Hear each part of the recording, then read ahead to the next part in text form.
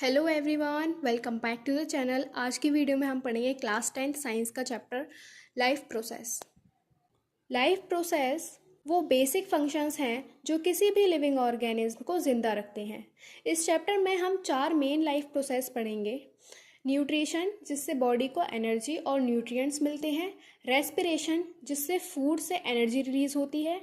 Transportation, जो oxygen, nutrients और hormones को बॉडी के हर पार्ट तक पहुंचाता है। एंड लास्ट, एक्सक्रीशन, जो बॉडी के हार्मफुल वेस्ट प्रोडक्ट्स को बाहर निकालता है। तो चलिए स्टार्ट करते हैं न्यूट्रिशन से। न्यूट्रिशन वो प्रोसेस है जिसके थ्रू लिविंग ऑर्गेनिज्म फूड को ऑब्टेन करते हैं और उससे एनर्जी, ग्रोथ और बॉडी की रिपेयर के लिए यूज़ करते हैं। हमारे फूड में मेनली 4 कंपोनेंट्स होते हैं। पहला कार्बोहाइड्रेट, ये बॉडी के मेन एनर्जी सोर्स होते हैं। दूसरा प्रोटीन, ये बॉडी की ग्रोथ और डैमेज टिश्यू रिपेयर में हेल्प करते हैं।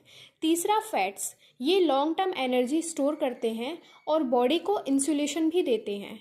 लास्ट है विटामिन्स और मिनरल्स, ये बॉडी को हेल्दी रखते हैं और इम्यूनिटी को भी स्ट्रॉन्ग बनाते हैं। अब हम बात करते हैं टाइप्स ऑफ न्यूट्रिशन की। न्यूट्रिशन 2 टाइप्स के होते हैं, autotrophic nutrition and heterotrophic nutrition. Autotrophic nutrition में ऑर्गेनिज्म अपना फूड खुद बनाते हैं, जैसे कि ग्रीन प्लांट्स, एल्गी एंड कुछ बैक्टीरियाज। ये सनलाइट, कार्बन डाइऑक्साइड और वाटर की हेल्प से फोटोसिंथेसिस करते हैं।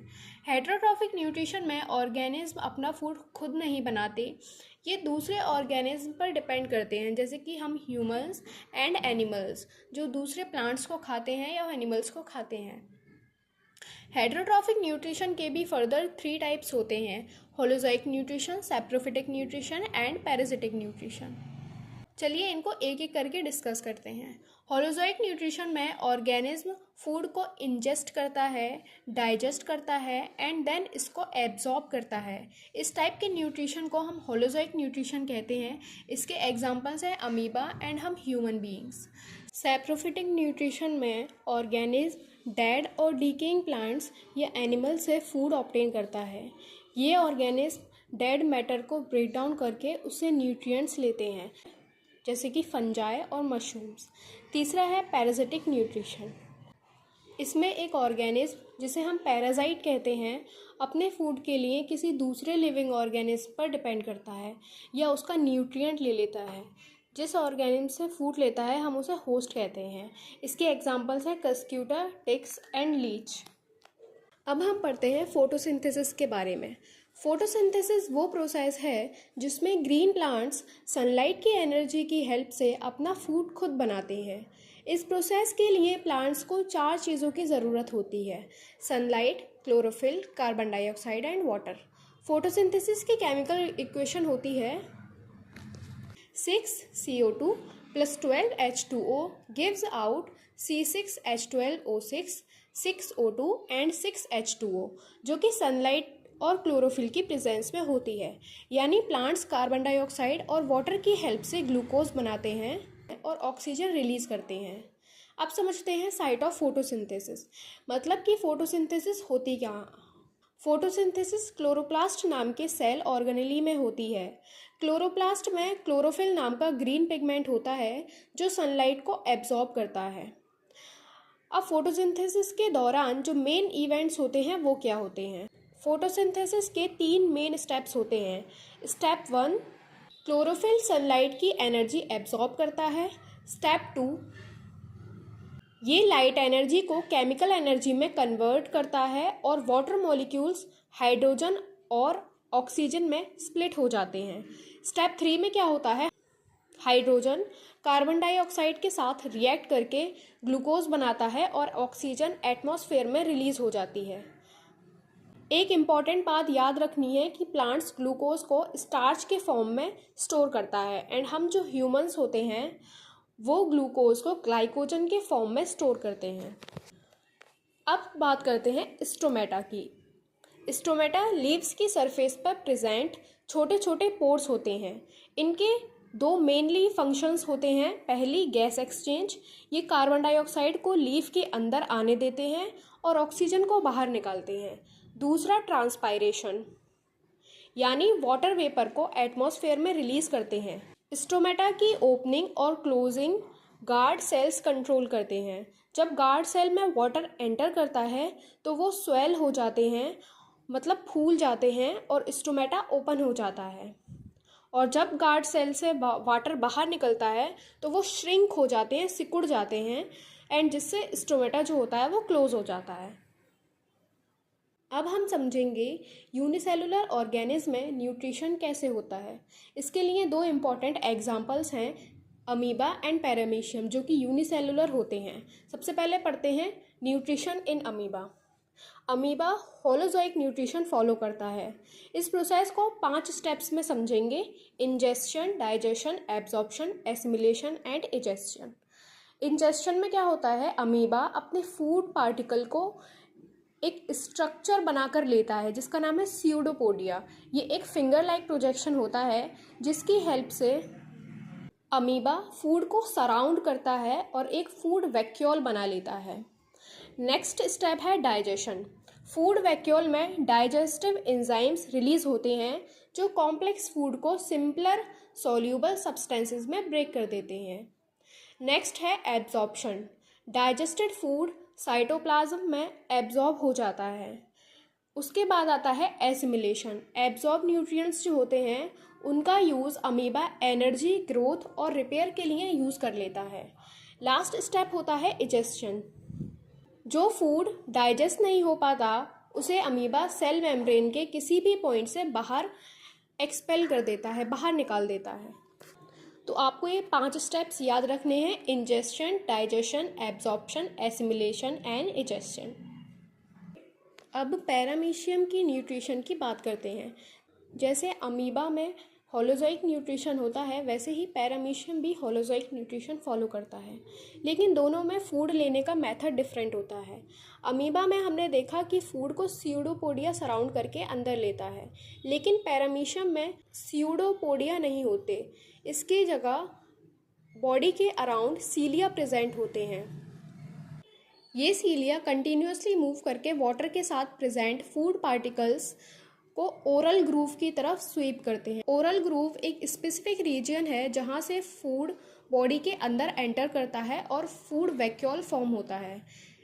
इस फूड वैक्यूल के अंदर अमीबा की तरह ही डाइजेशन, एब्जॉर्प्शन और एसिमिलेशन होता है, मतलब डाइजेस्टेड न्यूट्रिएंट्स एब्जॉर्ब होकर एनर्जी, ग्रोथ और रिपेयर के लिए यूज़ होते हैं।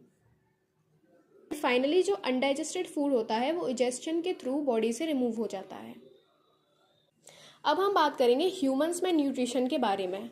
हम ह्यूमंस भी होलोजोइक न्यूट्रिशन फॉलो करते हैं। ह्यूमन न्यूट्रिशन के मेनली 5 स्टेप्स होते हैं: इंजेस्शन, डाइजेशन, एब्जॉर्प्शन, एसिमिलेशन एंड इजेस्शन। इंजेस्शन में हम फूड को बॉडी के अंदर लेते हैं एंड देन उसका डाइजेशन होता है। फिर कुछ न्यूट्रिएंट्स एब्जॉर्ब किए जाते हैं जिसे हम एब्जॉर्प्शन कहते हैं, एंड फाइनली जो वेस्ट है उसको बॉडी से बाहर कर दिया जाता है। अब हम इसको डिटेल में समझेंगे। सबसे पहला स्ट्रक्चर होता है एलिमेंट्री कैनाल। हमारे डाइजेस्टिव सिस्टम का मेन पार्ट एलिमेंट्री कैनाल है। ये एक लॉन्ग मस्क्यूलर ट्यूब होती है जो माउथ से लेकर एनस तक जाती है। फूड इसी ट्यूब के थ्रू ट्रैवल करता है और अलग अलग ऑर्गन्स में डाइजेशन और एब्जॉर्प्शन होता है। सेकेंड है माउथ, जहाँ पर इंजेशन और डाइजेशन की बिगनिंग होती है, मतलब शुरुआत होती है। सबसे पहले फूड को माउथ के अंदर लिया जाता है। इस प्रोसेस को हम इंजेशन कहते हैं। माउथ में टीथ फूड को छोटे छोटे पीसेस में च्यू करके क्रश कर देते हैं, जिससे फूड का सरफेस एरिया इंक्रीज होता है एंड डाइजेशन ईजी हो जाता है। अब यहाँ सलाइवरी ग्लैंड्स सलाइवा रिलीज करती हैं। सलाइवा में एक इम्पॉर्टेंट एंजाइम होता है जिसका नाम होता है सलाइवरी अमाइलेज। ये एंजाइम फूड में प्रेजेंट स्टार्च को सिंपल शुगर में ब्रेक डाउन करना स्टार्ट करता है। टंग फूड को सलाइवा के साथ मिक्स करती है और उसे स्वेलो करने में हेल्प करती है।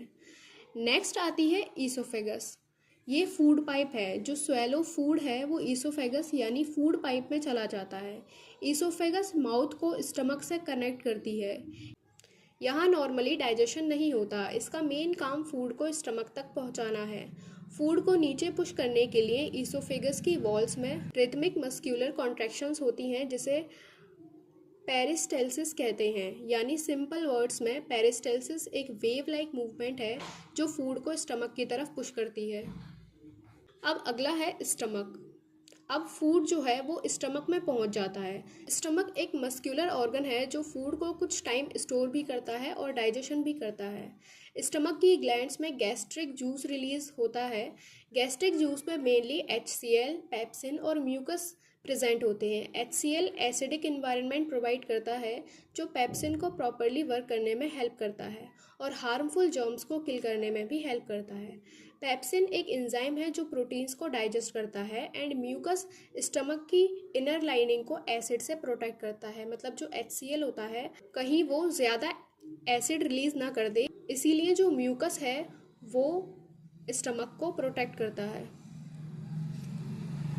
जो फूड है वो स्टमक में अप्रॉक्सीमेटली 3 to 4 आवर्स तक रह सकता है।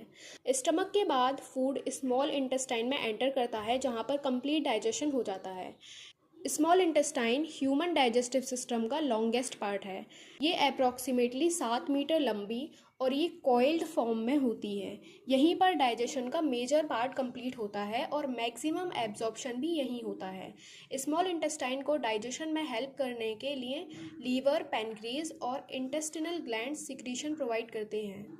सबसे पहले लीवर बाइल जूस प्रोड्यूस करता है जो गॉल ब्लैडर में स्टोर होता है। बाइल फैट्स को स्मॉल ड्रॉपलेट्स में ब्रेक करता है। इस प्रोसेस को इमल्सिफिकेशन ऑफ फैट्स कहते हैं। इससे फैट्स का डाइजेशन इजी हो जाता है। फिर पैनक्रियाज जो होता है वो पैनक्रियाटिक जूस रिलीज करता है। इसमें डिफरेंट एंजाइम्स होते हैं जो प्रोटीन्स, फैट्स और कार्बोहाइड्रेट्स को डाइजेशन में हेल्प करते हैं। और फाइनली इंटेस्टिनल जूस डाइजेशन को कंप्लीट करता है। इस कंप्लीट डाइजेशन के बाद प्रोटीन्स जो होते हैं वो अमाइनो एसिड्स में कन्वर्ट हो जाते हैं, कार्बोहाइड्रेट्स ग्लूकोज में एंड फैट्स जो हैं वो फैटी एसिड्स और ग्लाइसरोल में कन्वर्ट हो जाते हैं।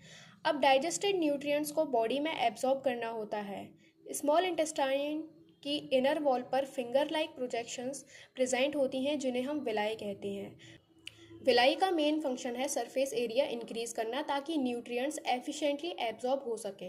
एब्जॉर्ब न्यूट्रिएंट्स ब्लड में एंटर करते हैं और ब्लड उन्हें बॉडी के डिफरेंट सेल्स तक ट्रांसपोर्ट करता है। सेल्स इन न्यूट्रिएंट्स का यूज़ एनर्जी ग्रोथ और टिश्यू रिपेयर के लिए करते हैं। अब जो अनडाइजेस्टेड मटेरियल बचा वो स्मॉल इंटेस्टाइन में एब्जॉर्ब नहीं हुआ, वो अब लार्ज इंटेस्टाइन में मूव करेगा। लार्ज इंटेस्टाइन में मेनली वाटर एब्जॉर्ब होता है और रिमेनिंग मटेरियल है जिसे हम वेस्ट कहते हैं वो एनस के थ्रू बॉडी से बाहर रिमूव होता है। इस प्रोसेस को हम इजेशन कहते हैं। न्यूट्रिशन का कंप्लीट सीक्वेंस याद रखना है: ingestion, digestion, absorption, assimilation and egestion. अब एक इंटरेस्टिंग पॉइंट ये है कि हर्बीवोर्स जो होते हैं उनका जो डाइजेस्टिव सिस्टम है वो जनरली लॉन्गर होता है क्योंकि प्लांट फूड में सेलुलोज होता है जिसे डाइजेस्ट करने के लिए स्पेशलाइज्ड माइक्रोबियल डाइजेशन और मोर प्रोसेसिंग टाइम की ज़रूरत होती है। इसीलिए इनका जो डाइजेस्टिव सिस्टम है वो लॉन्गर होता है।